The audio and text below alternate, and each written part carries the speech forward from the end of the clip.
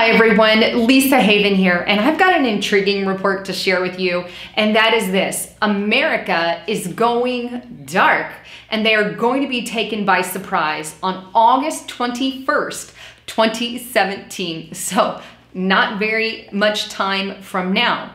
What am I talking about? Well, I'm talking about a total solar eclipse that is going to happen on that day. Now, total solar eclipses happen about every 18 months. They can happen every 1, 2, or even 3 years. And just a regular solar eclipse can happen a couple of times a year. So knowing that information, why even bring up this particular event? Well, I'm going to throw a map on the screen here so you can kind of see what I'm talking about. But there is a line that stretches from Oregon all the way down to North Carolina. That line is called the Path of Totality. And this particular path is going to be where the total solar eclipse can be seen. Everyone in that path can see the total solar eclipse as it crosses all over America. Those outside that line will be able to see it in some partial form.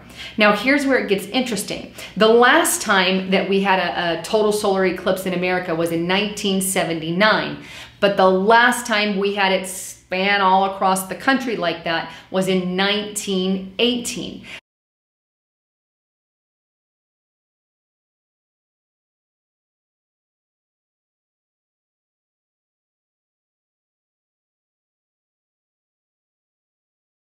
So this is a unique event because it doesn't happen very often, first of all, and second of all, it's completely and utterly only in the United States of America. That's amazing. Now, if you don't know what a solar eclipse or total solar eclipse, and I know most of you probably know that, but you have the sun and the earth, and then the moon goes in between the two, and the moon will block out the sun, and as a result, a shadow is cast onto the earth. So that is where that comes into play, or kind of give you an idea of what that is. Here's where it gets a little more intriguing, and I want to bring up a report. Now, the one that you see on the screen here is www.wnd.com, and it's a report titled "Signs in Sky Reveal America as Covenant Nation, Says the Blood Moon's Discoverer." Now, the report goes on to reveal that the pastor that is in the report there believes that this crossing over America, this diagonal crossover America, is actually taking place in counties that were won by Donald Trump.